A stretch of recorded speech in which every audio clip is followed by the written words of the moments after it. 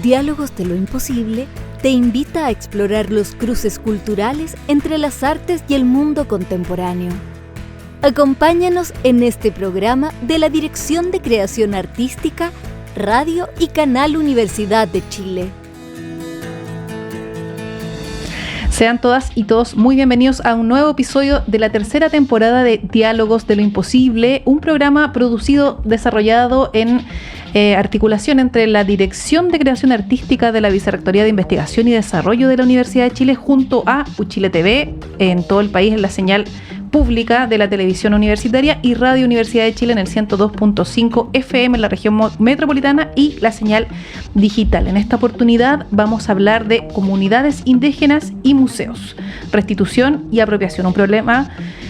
Vamos a ver si es un problema o es un tema con nuestros invitados que van a ahondar en estos dos conceptos. Yo soy Francisca Palma, soy periodista, coordinadora de comunicaciones de la Universidad de Chile y también soy habitante de este estudio a partir del programa La Fuente, que puedes ver de lunes a jueves en Radio Universidad de Chile y Uchile TV. Y hoy estamos con Claudio Alvarado Lincopi, quien es licenciado en Historia con mención en Estudios Culturales por la Universidad Academia de Humanismo Cristiano, magíster en Historia y Memoria por la Universidad Nacional de La Plata de Argentina, doctor en Arquitectura y Estudios Urbanos por la Pontificia Universidad Católica de Chile y además es curador del Museo de Arte Precolombino. Bienvenido, Claudio. ¿Qué tal? Muchas gracias por la invitación. Y también estamos con Claudia Lira Latús, doctora en Filosofía por la Universidad de Chile y profesora del Instituto de Estética de la Pontificia Universidad Católica de Chile. Y en estos últimos años, Claudia se ha concentrado en su trabajo y publicaciones en un estudio comparado del pensamiento, estética y arte de las culturas tradicionales de China y Japón con las sudamericanas, especialmente con las cosmovisiones aymara y quechua, relacionándolas a través de su visión de la naturaleza, la agricultura natural y la educación, a partir de lo cual ha elaborado un método de educación de los sentidos y de los sentimientos denominado Sati. Ahí me vas a decir, Claudia, si está bien pronunciado, sí, o lo vas a pronunciar tú. Sí. Que incentiva la reconexión con la naturaleza y la relevancia de la disciplina corporal de la enseñanza de las artes y artesanías. Y tiene mucho más que probablemente vamos a ahondar en la conversación. Quizás situar el tema o problema. Y quizá voy a tirar la primera pregunta a ustedes si esto es un tema o es un problema. La intersección entre las comunidades indígenas y los museos que custodian bienes culturales plantea desafíos y dilemas. A explorar en este episodio de Diálogos de lo Imposible, donde conversaremos acerca de temas como la restitución patrimonial, poniendo sobre la mesa las demandas de comunidades indígenas por recuperar objetos y artefactos que permanecen más bien en museos tras ser tomados durante la era colonial. La descontextualización de los objetos en los museos que se exhiben despojados de su significado original, la apropiación cultural y el impacto que tienen las comunidades originarias cuando sus símbolos y expresiones culturales son adoptados o comercializados sin su consentimiento. Quizá la primera pregunta salió sola. ¿Esto es un problema o es un tema, chicos? Claudio, yo creo que sí, bueno. Bueno, todo problema es una oportunidad. Yo lo plantearía así. Pienso de que efectivamente, o sea, los museos tienen que... Hay un primer reconocimiento que es muy complejo que los museos lo desarrollen, ¿no? Que tiene que ver con que sus colecciones están de alguna manera articuladas con el fenómeno colonial, ¿no? Uh-huh. Y cuando digo fenómeno colonial, no únicamente con el fenómeno entendido entre el siglo XVI y principios del siglo XIX como fenómeno colonial, sino fundamentalmente lo que elaboran las repúblicas latinoamericanas desde el siglo XIX y el XX, ¿no? O sea, parte del coleccionismo de los museos latinoamericanos y también de los museos en Europa, digamos, y en Estados Unidos, tiene que ver con este elemento, pueblos que son despojados de su territorio y que por lo tanto también en parte son despojados de su propia cultura material, diríamos, ¿no? Uh-huh. Y por lo tanto es un problema, reconocer eso cuesta, es difícil, uh-huh, ¿no? Dar ese paso es difícil, pero una vez que se da ese paso, las soluciones son muy diversas, son muy heterogéneas, no hay una solución en torno al fenómeno de los museos / colonización. Y el fenómeno mismo de interculturalidad y descolonización hay que descubrirlo, ¿no? Cada museo, cada país tiene que elaborar de alguna manera su respuesta específica en torno a esto, y en ese sentido pienso que como un problema puede ser llegar a ser una oportunidad. Uh-huh. Me parece. ¿Y tu caso, Claudia, qué opinas? ¿Es un tema o un problema? Yo creo que efectivamente es un problema, pero el museo existe. Y como existe, los problemas se toman y se resuelven, como cualquier problema. Y yo creo que todo problema situado implica la sensibilidad para entrar en diálogo, como sale aquí, ¿cierto? Y empezar a resolver en comunidad. Cómo podemos devolver vida a los objetos que están en el museo. En cuanto, por lo menos en la cultura mapuche, que es lo que yo sé, los objetos están vivos y tienen todo un proceso desde que la persona se contacta con la vida, por ejemplo, si es una alfarera con la tierra, y todo el proceso de manufactura es un proceso donde el objeto entra en diálogo con la alfarera y se va nutriendo de unas vidas que están ahí en movimiento, y después en otro tercer momento tiene una vida en el uso, donde va recibiendo y se va conectando. Y generalmente, por lo menos lo que yo sé de las comunidades con las que más trabajo, que son del norte, que a veces ya no se hace mucho, pero antiguamente se enterraba a las personas con sus objetos más preciados, como los instrumentos, qué sé yo. Entonces, cuando tú sacas a un objeto de la tumba, porque la mayoría de los objetos de los museos son de tumba, y eso también no es un tema menor, es un tema, digamos, no es un problema, pero es un tema. Los despojas también en el sentido de la continuidad y el derecho que tienen los objetos también de morir, que es otro tema interesante, porque los objetos también, como la naturaleza, ¿cierto?, se reintegra al circuito de la vida. Entonces, cuando tú los sacas, los violentas también, interrumpiendo su posibilidad de entrar en descanso junto a las personas con las que vivió. Y son temas muy delicados en ese sentido. Muy complejos, pero tú decías un punto, Claudia, que creo que estaría bueno profundizar o ahondar. Depende de las comunidades, este punto de vista, si esto es un problema o es un tema. ¿En qué medida las comunidades hoy día, o sea, también entendiendo la diversidad del concepto de comunidad, hablándolo en plural, cómo es que las comunidades están siendo integradas para abordar quizás esta primera conceptualización, si esto es un tema o un problema?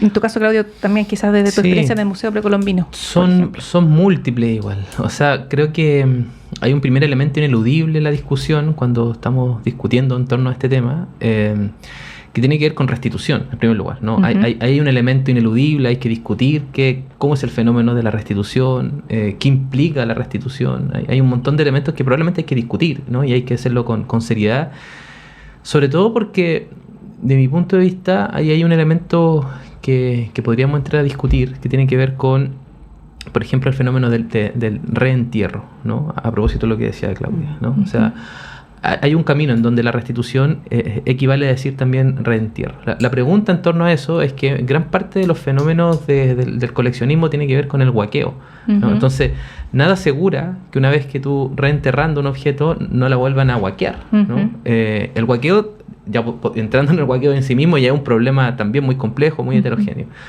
Entonces, la pregunta es, ¿de qué modo generar procesos de restitución que aseguren también que ese patrimonio cultural que pertenece a un pueblo, pero que al mismo tiempo pertenece a la humanidad en ese sentido, ¿no? En el sentido de que el potencial estético, cultural, epistemológico, ontológico que cargan los pueblos indígenas son una oportunidad para la reflexión sobre lo universal, sobre lo total, sobre lo humano, ¿no? Es asegurado también, ¿no? Es decir, ahora, ese es un camino, el camino de la restitución. Hay otra multiplicidad de caminos que en el museo lo pensamos, y a propósito de un concepto que dice Claudia, la pregunta por la vivificación.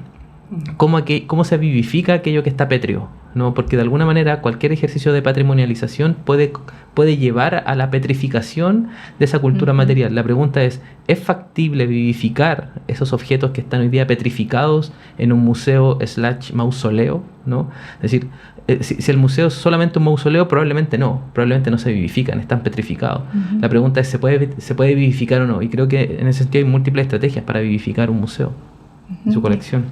Y en tu caso, Claudia, ¿qué rol tienen las comunidades en este abordaje de cómo se ve, cómo se ejecuta finalmente este proceso de museográfico en torno a los pueblos originarios? Sí, bueno, siguiendo a algunas personas con las que he conversado, mapuches también, dicen que bueno, que el coleccionismo no es una cosa mapuche, primera cosa. Y todo patrimonio es un arma de doble filo. Por ejemplo, yo soy experta en animitas. Entonces me llamaron para ver la patrimonialización de las animitas. Yo les decía, ¿para qué? Si es un fenómeno vivo. Y todo lo que vaya viviendo como fenómeno, ya sea viva o muerte, crecimiento, decrecimiento, depende de sus cultores. Ahí está la comunidad. Entonces, cuando tú le pones Romualdito a la animita, ya se lo pusieron como parte de la primera que matrimonializaron, tú detienes el fenómeno que la gente le pone Ronaldito, Romualdito, Rinaldito, da lo mismo, porque en realidad lo que importa es el evento de conexión y milagroso de esa relación. Entonces, toda ficha que tú le pones al objeto, como tú bien dices, lo detiene, lo encasilla. Porque cuando vivimos transformándonos. Entonces, también el objeto se transforma en la medida en que están en relación con la comunidad. Entonces, yo creo que de aquí en adelante se han hecho algunos eventos. Huichaqueo, me acuerdo, a mí me gustó mucho su museografía, que entró en relación con unas machi, en el sueño, y hizo una presentación, una muestra. Entonces yo creo que las comunidades, en la católica se hizo una aula de pueblos originarios y se le puso el concepto de aula justamente para empezar a pensar juntos con las comunidades cómo entrar en relación nuevamente con estos objetos que están detenidos en el tiempo, anquilosados en el tiempo, atrapados, no sé, en una red ahí. Entonces, ahora, es complejo porque también yo pienso igual que tú. Volver a enterrar solamente ocurre cuando, por ejemplo, eso que cuenta Chihuahua Love respecto de ese evento de niño, cuando él saca los objetos de la casa que quedó ahí y enterraron a todos, los abuelos dejaron sus cosas ahí y ellos curiosos van a sacar los objetos y los padres los retan, le dicen vuelvan a enterrarlos. Esto es distinto a lo que está ya en el museo y que ha perdido incluso la línea, incluso algunos objetos que están en el aula no sabemos de dónde vienen. O sea, se perdió la conexión de su origen. Y eso es más terrible porque es como si estuvieran perdidos en el espacio, como volando. ¿Dónde lo reubicas? ¿Dónde los finalmente hace bien y es tan complejo como la corona de Moctezuma, que está en Europa, y no la puedes traer porque traerla en avión significa que se destruye. Entonces todo es un caso. Entonces se tiene que resolver caso a caso con prudencia y sobre todo las comunidades tienen que participar. Hablabas de ese ejemplo de la corona de Moctezuma y también de la patrimonialización, por ejemplo, de las animitas. Sin duda, el patrimonio de los pueblos originarios en su diversidad como tal debe ser protegido de alguna forma con la política pública, pero ¿qué aspectos debería considerar justamente este constante cambio que hay en términos de perspectiva, de nuevas miradas, qué desafío le imprime eso?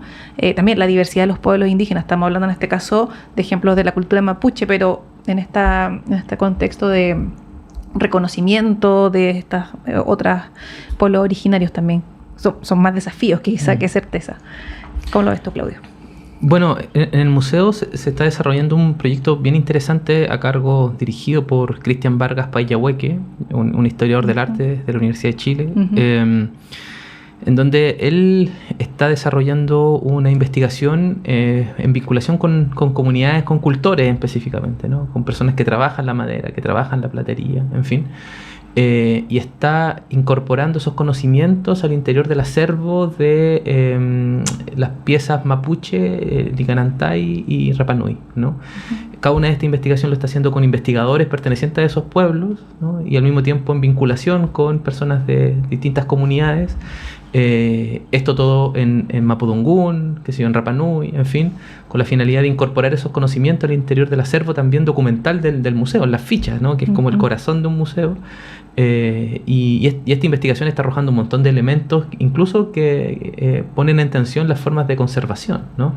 Esto es muy interesante. En Chile en general no tenemos experiencias como estas, pero yo sé que en Estados Unidos, en el Smithsonian en particular, tienen un depósito en donde los pueblos indígenas, las comunidades, pueden ir y tener una vinculación con esas piezas en estos depósitos, generar formas de cuidado desde las propias cosmovisiones de estos pueblos, en fin.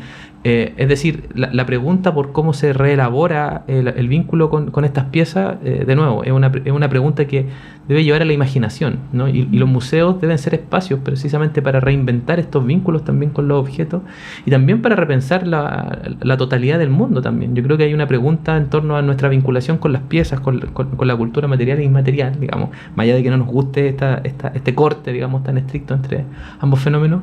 Me parece que los museos son un espacio para eso. Además, en el Precolombino tenemos un programa también que se llama Tramas, Laboratorio Transdisciplinar de Debates Interculturales, en donde estamos intentando entregarles becas a jóvenes indígenas para que vayan a investigar la colección, pero no únicamente con un afán arqueológico, sino como para producir lo que sea, digamos, desde poesía, digamos, procedimientos artísticos, también de debates más científicos, la pregunta por la museificación, preguntas más de carácter teórico, en fin, en donde la juventud indígena hoy día tiene preguntas también en torno a qué hacerle esos objetos, y no únicamente son repetidores, digamos, de una tradición, sino también reinventando precisamente su propia historia en vinculación con estos objetos. Y en tu caso, Claudia, ¿cómo ves esto de la patrimonialización? Ya lo esbozabas un poco, pero ¿qué elementos vas a considerar en un constante cambio? Yo lo que hago, y llevo muchos años en eso, es desarrollar un programa de educación de la sensibilidad, que se llama SATI, el método, a través de la reconexión con la naturaleza. De tal manera de desarrollar la atención en relación con el movimiento de la vida, para que incluso aprendan que el movimiento de la vida incluye la muerte, por ejemplo. Y eso ya es una aproximación práctica, experiencial, a la cosmopraxis indígena, de cualquiera que sea, desde Japón, China originaria, hasta los pueblos indígenas. Porque lo que identifica a las comunidades que tienen este tipo de relación con los objetos, que no son objetos sino que son sujetos, es lo mismo que pasa con la naturaleza, que es sentida como sujeto. Y eso no es algo que se piense, es algo que se vive.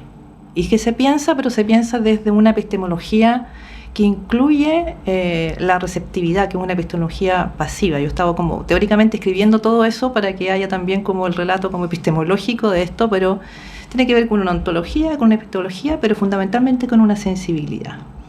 Y yo creo que esa sensibilidad es fundamental para poder crear una nueva relación con los objetos que están ahí, que están quizás dormidos, no sabemos, pero que la misma percepción puede ir haciendo que la persona, y aquí está lo imposible, escuche el susurro de esos objetos. Y te lo digo porque una alumna mía, la Marjorie Wauki, que yo siempre los mando al museo, los ejercicios de estímulo con la naturaleza un tiempo, y después los mando al museo a elegir un objeto, y siempre les digo que ese objeto con el que sientan algo, como una sensación, algo que los despierte, que un objeto los llame. Y ella en algún momento dice que escucha un susurro de los chemamul, por ejemplo. Yo no puedo creer que ella esté en un brote psicótico. Yo creo que hay una sensibilidad, ¿cierto?, que está a flor de piel en eso. Entonces, yo creo que aquí la sensibilidad y la educación en relación con la naturaleza es fundamental para poder insuflar un aire nuevo al diálogo desde la cultura imperante con las comunidades indígenas. Se necesita una escucha atenta, un silencio y una construcción dialogal en conjunto para poder restituir el sentido que tienen esos objetos. Y por otro lado, mi relación con el Japón me hace ver distintas realizaciones que hacen allá, que son súper interesantes. Por ejemplo, en el Museo de Ise, que es el santuario shinto más grande, donde el santuario es el bosque, no son las casitas que hay para los distintos dioses. Ellos hicieron un museo donde están todas las obras de arte que están hechas por artesanos, que son tesoros nacionales, que están adentro de los templos. Entonces está grabado todo el proceso de la producción. Y tú ves los mismos objetos que no ves, porque no puedes entrar a las casas de los dioses en el Shinto. Pero ves ahí todo el proceso, puedes apreciarlos. Entonces, lo más importante, más que el objeto mismo, que está vivo, porque se hace así, o sea, si tú vas y eliges el árbol, tomas la resina, hay toda una manipulación que es muy cuidadosa para que la vida continúe en el proceso de construcción. Y después ese objeto que está ahí es un sujeto. La montura está viva, sigue palpitando, y generalmente cuando ya llevan una cierta cantidad de tiempo se reproducen de nuevo, porque también los objetos vivos que son sujetos también tienen un límite de tiempo que no tiene que ver incluso con que estén dañados, sino que como con una cantidad de tiempo que dura su vida. Y después son efectivamente enterrados y lo vuelven a hacer de otra manera. O sea, es el mismo objeto pero revivido. Entonces eso es súper interesante como propuesta, porque tú ves el trato, porque la sensibilidad, que es como que tú te conectes con la naturaleza, va de la mano de la ética, de un buen trato del objeto. Cuando el objeto es un sujeto, tú no lo tratas de cualquier manera. No, te acercas a él con respeto, con cuidado, lo tomas. Por ejemplo, el agua que está aquí para los Shinto y para los Mapuche y para los Aymara está viva. No es una cosa, no es H2O. Pero cuando tú la metes en este envase y viene del grifo, viene ya violentada. Entonces generalmente se pone en una vasija con una materialidad especial para que vuelva a ordenarse su naturaleza. Entonces, ¿qué es lo importante de esto? Que cuando tú te contactas con un sujeto, tu percepción de ti mismo, tu despertar de la mente y tu emoción, incluso tu tensión física cambia. Entonces, lo que yo doy como atención, se despierta el objeto y el objeto me retribuye y hay una reciprocidad. Ahí Claudia nos entrega un elemento, la sensibilidad. Estamos con Claudio Alvarado Lincopi, licenciado en Historia con mención en Estudios Culturales y curador del Museo de Arte Precolombino, y con Claudia Lira, ella es académica del Instituto de Estética de la Pontificia Universidad Católica de Chile. Nos queda una última pregunta de este bloque, de que pasó muy rápido y tiene relación con... Es una pregunta larga, pero nos queda poco tiempo de este bloque. ¿De qué manera creen ustedes que se puede integrar, ya lo esbozaba un poco Claudio, pero quizá ahondar en algunos otros ejemplos, integrar el conocimiento de los pueblos originarios en el campo museográfico especialmente? ¿Qué estrategias están utilizando o hay que utilizar? Interesante. O sea, creo que la dificultad más grande, de mi punto de vista, es reconocer que la envergadura de los pueblos americanos es muy heterogénea. Elaboraron y siguen elaborando una serie de reflexiones que atraviesan gran parte de nuestra experiencia de vida, digamos. Uno puede pensar desde lógicas arquitectónicas, pensando en lógica museográfica, ¿no? Creo que hay preguntas muy lindas allí. ¿Cómo el mundo americano imaginó la producción de espacio y cómo eso puede influir en la construcción de museografía, con la finalidad de que la museografía sea un espacio para, construir una nueva forma de imaginar el siglo XXI, por ejemplo, ¿no? Cuestiones vinculadas con cambio climático, por ejemplo, me parecen que el mundo indígena, que está impreso de alguna manera en la cultura material y también en las memorias, por supuesto, pueden ser elementos también muy importantes para, de nuevo, generar discusiones para el siglo XXI. Creo que el elemento más importante es tener una apertura tanto estética, emocional, sin duda, pero también intelectual, que nos permita reconocer que en la cultura de los pueblos indígenas hay elementos fundamentales para reimaginar nuestra propia sociedad. Creo que ese elemento me parece sustancial, que finalmente va a generar la idea de que el museo va a dejar de ser únicamente un contenedor de cosas, sino que también un lugar para imaginar nuevas posibilidades para lo común. Y yo creo que esto, antes que conocimiento específico, es una postura, ¿no? Una forma de aproximarse a esta cultura material. Y lo que dice Claudia, esto de intentar sentirse conmovido por estas piezas, es algo no fácil, ¿eh? Ese proceso de educación no es fácil. Yo al principio, cuando llegué al museo, no entendía mucho las piezas, no se entienden, pero a la medida que uno se va comunicando con ellas, de alguna manera conversando, teniendo una relación más quieta con las piezas, las cosas empiezan a vivificarse, ¿no? Y empiezan a impactarte, ¿no? Empiezan a atravesar tus formas de concepción estética, tus formas de concepción del mundo. En fin, creo que esa es la riqueza más difícil de activar en los museos, pero la más necesaria también. Claudia, en tu caso nos quedan 2 minutos. Sí, yo creo que primero el conocimiento por experiencia creo que es fundamental. O sea, de repente ves, qué sé yo, por decirte cualquier cosa, una mazorca, y tú nunca has visto una mazorca, entonces hay una distancia muy grande con el objeto. Entonces, traer, por ejemplo, al museo cosas vivas que están representadas y ver los ciclos de su vida sería una cosa súper interesante, y sobre todo trabajar con niños, eso, por ejemplo. Porque muchos niños por ejemplo, no han visto nunca una gallina, con una cosa que uno impacta.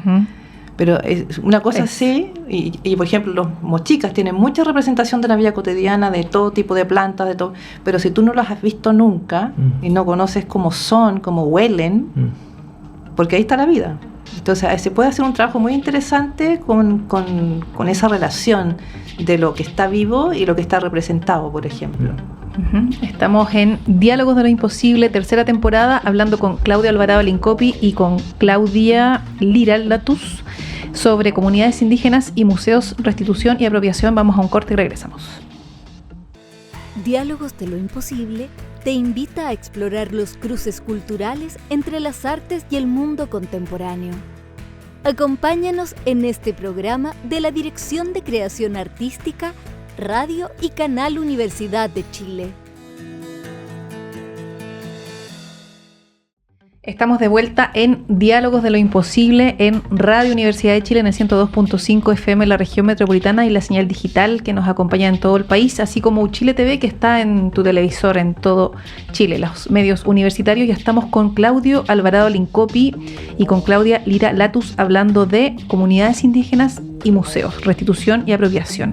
Ahora quisiera que hablemos, quizás nos puedan mencionar algunos ejemplos de exhibiciones museales que aborden estas complejidades que hablamos en el primer bloque adecuadamente. ¿Voy yo? Sí, sí. Ya. O sea, en principio siempre es bueno citar al Museo Cañete. Creo que es probablemente uno de los ejemplos más interesantes, importantes que se han desarrollado acá en Chile en torno a esto. Fundamentalmente porque allí el mundo mapuche en particular no solamente tuvo un momento de participación al interior del relato curatorial y museográfico, sino que derechamente era una mujer mapuche, ¿no es cierto?, quien dirigía el museo.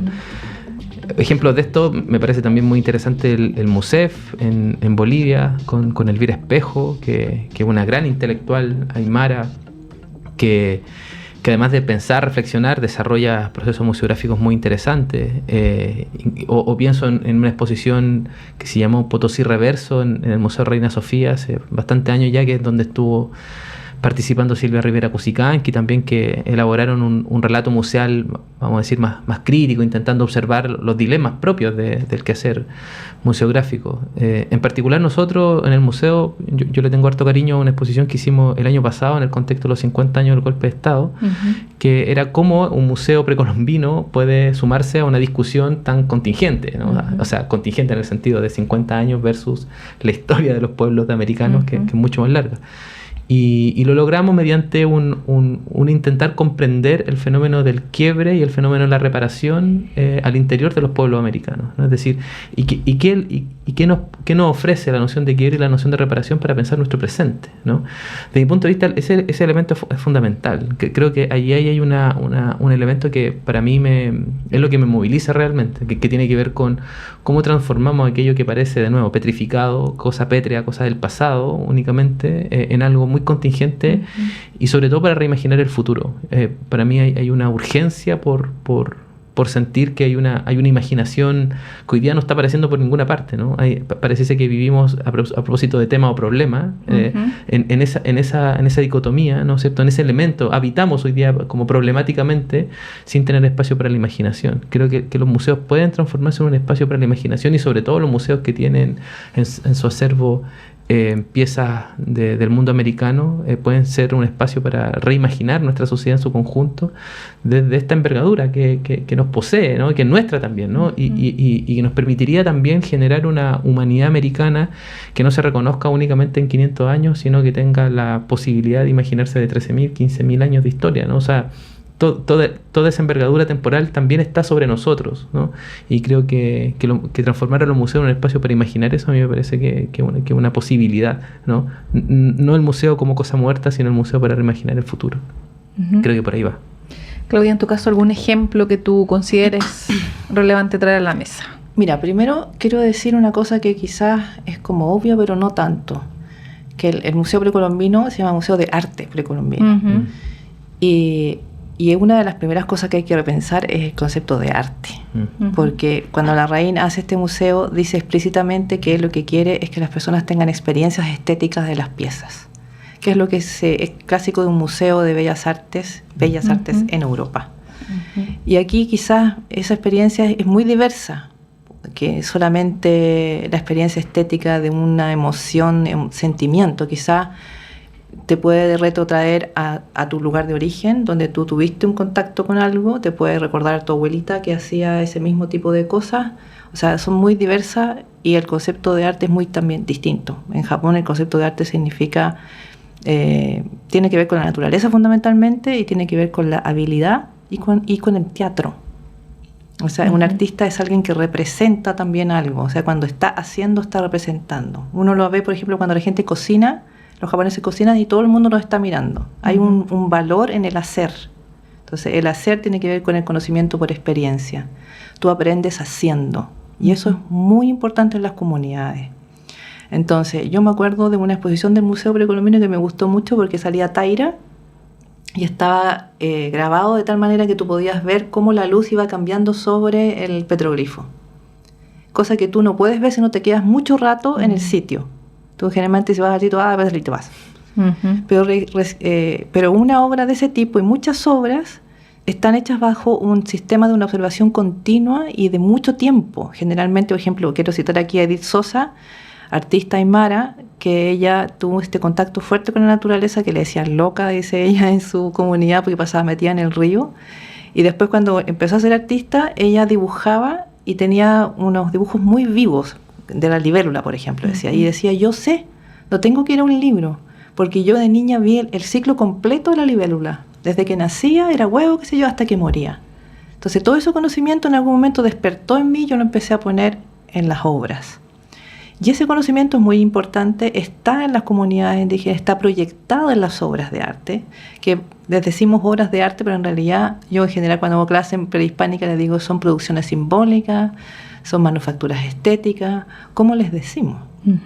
Y desde el pueblo mapuche les dicen lo que no se usa se muere, que es súper importante. De ahí está el tema de por qué esas piezas están de alguna manera agonizando o ya están dormidas, porque dejaron de usarse. Entonces muchos de estos objetos que son sacados de tumba tienen un uso ritual. Entonces eso yo lo he visto, por ejemplo, en Japón y porque yo sigo la ceremonia del té.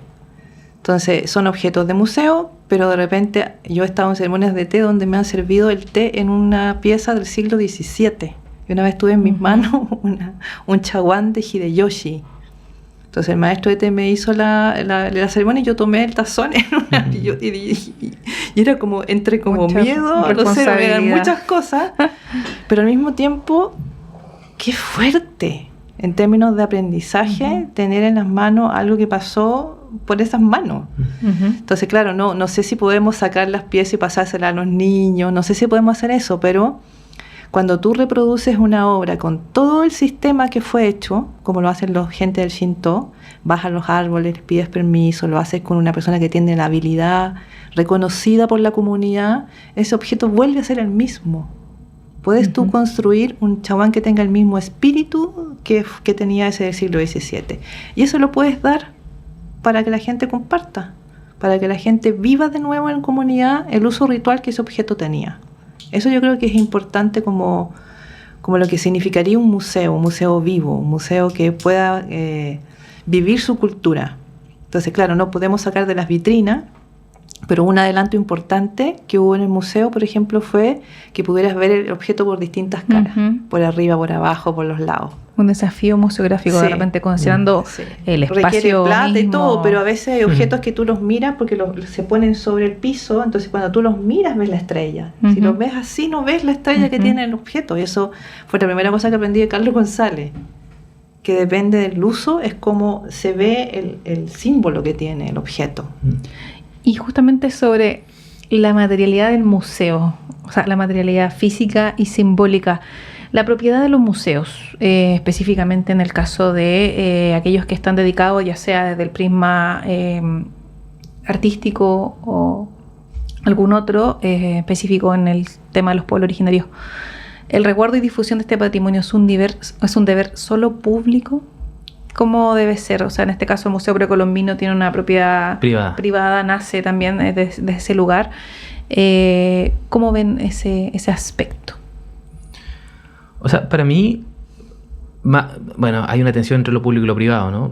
Inevitable. Pero incluso hay una tensión anterior que yo creo que en algún momento hay que empezar a resolver. En el museo estamos intentando discutir esto, lento, pero se está intentando discutir, que tiene que ver finalmente con el problema de las tomas de decisiones, el poder político que contiene cualquier institución, ¿no? Desde mi punto de vista no es factible que durante todo el siglo XXI, de nuevo, los museos que contienen acervos culturales de los pueblos indígenas no tengan en su directorio, por ejemplo, personas indígenas. Eso me parece a mí una cuestión vital, necesaria. Es fundamental que los museos, y en general después los museos nacionales, ¿no? Si uno empieza a observar los museos tanto públicos como privados, hay un problema fundamentalmente que tiene que ver con la gestión de los museos. es evidente que cuando hay una persona indígena al interior de un directorio, las conversaciones se vuelcan hacia otro lugar, claro. ¿no? Y creo que para mí eso es un elemento fundamental. O sea, no solamente hay que pensar las museografías y las curatorias de los museos, es un paso básico, mínimo, inevitable, digamos, en este punto ya, sobre todo en los debates, digamos, internacionales. Esta cuestión es pan de cada día. Pero hay que empezar a discutir también sobre la administración y la gestión de los museos. La institucionalidad. Eso me parece vital. Y en tu caso, Claudia, museos públicos, privados, ¿un deber solo público? ¿Cómo lo ves tú? Es súper difícil la pregunta, porque el aula que nosotros tenemos ahí, que es pequeña, todos esos objetos los donó Gastón Sublet y los compró con su plata, quizás a personas que no sé de dónde los sacaron, pero ahí está, y él se desprendió de eso y están. Y pertenece a la universidad. Entonces es una aula que no se cobra, ¿cierto? Está ahí para libre disposición, para encuentro, tiene guías, qué sé yo. Entonces es súper complejo. De repente cuando puede pasar también, como pasó en algunas guerras, que un museo fueron atacados y se perdió todo ese material cultural, por ejemplo. Por eso que es tan difícil. Pero yo estoy de acuerdo con Claudio. O sea, en los museos debe haber personas de la etnia a la cual pertenecen los sujetos que están ahí, vivos, porque hay una comprensión distinta. Yo insisto una y otra vez, porque todo el mundo dice sí, pero después siguen haciendo lo mismo. El valor del conocimiento experiencial y sensible, para que haya un conocimiento integral sobre las realidades humanas, ya sean objetos, sujetos, lo que sea. Porque no puede ser que solamente yo me aproxime intelectualmente a un objeto. El valor del uso tiene que ver con otras memorias, con memorias corporales, con memorias emocionales, con la historia de un pueblo. Y la historia de un pueblo no se puede solamente analizar, también se tiene que sentir. Hay otras cosas que van por otros caminos. El rito es otro camino, no es un camino intelectual. Y todo eso tiene que ser parte de un contexto epistemológico de un museo. Entonces, y por eso que insisto que es muy bonito el nombre que ponen aquí a esto, diálogo. El diálogo es lo importante en cualquier cosa que se va a resolver. Siempre va a haber una crítica de cualquier cosa, pero se va construyendo en la medida en que se hace. Entonces tú haces una propuesta museal, después otra y otra, pero si es con un comité que va integrando, eso siempre va a dar una posibilidad de algo, a lo mejor, que vaya resolviendo el cómo. Estamos con Claudio Alvarado Lincopi y con Claudia Lira Latus conversando en Diálogos de lo Imposible en Radio Universidad de Chile y en Uchile TV. No lo tenía en la pauta, pero mientras conversábamos, era un poco ineludible, no sé cómo yo misma no lo había puesto en la pauta, quizá como para acercar más a los públicos, que es un tema que estuvo bien presente en los medios, está ahí en el imaginario, el famoso Moai chileno, que está, o sea, chileno no, más dicho, el Moai que está en el Museo Británico. ¿Cómo ven ese caso? ¿Qué aspectos? O sea, quizá problematizar el caso, porque está esta demanda por redes sociales que devuelvan el museo, devuelvan el Moai.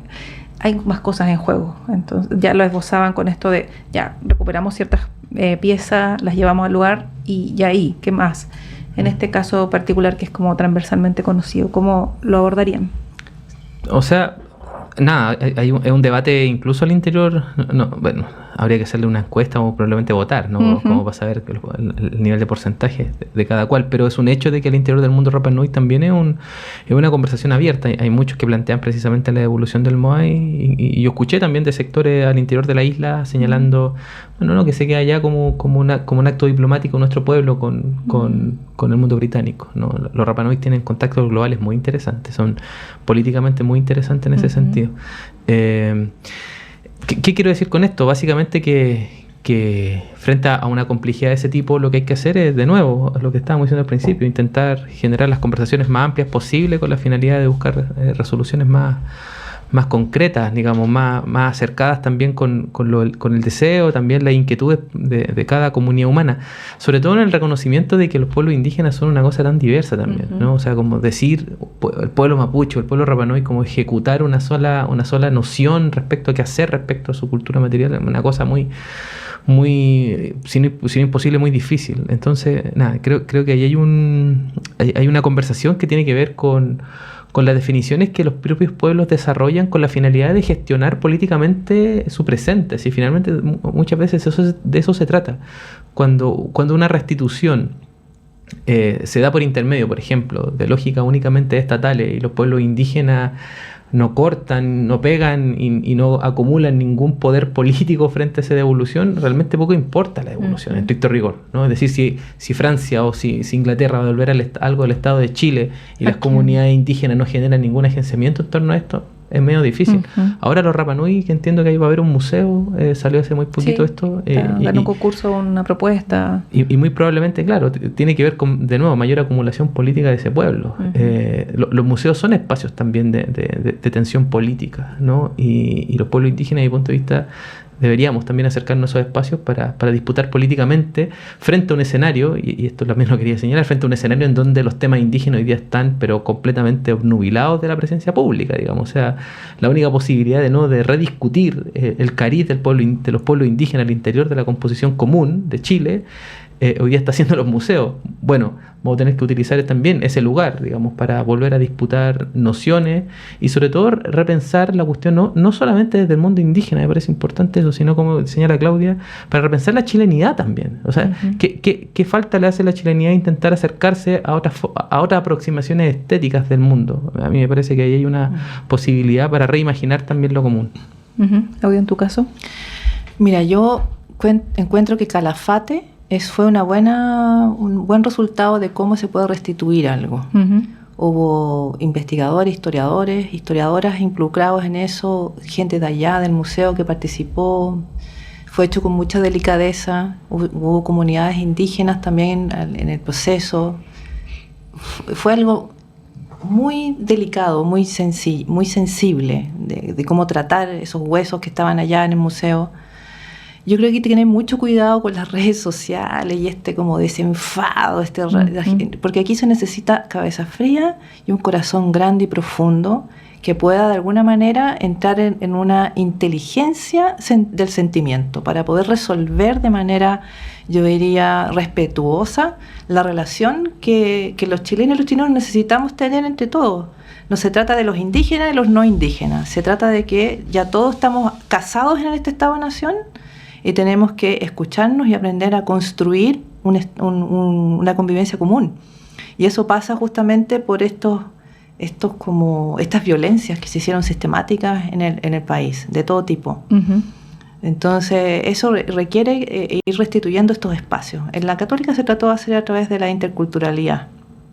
Participamos muchos ahí, tratando de generar, ¿cierto?, este aprendizaje del otro, de estas maneras distintas de ver una misma realidad y cómo eso en realidad enriquece y no disminuye las relaciones.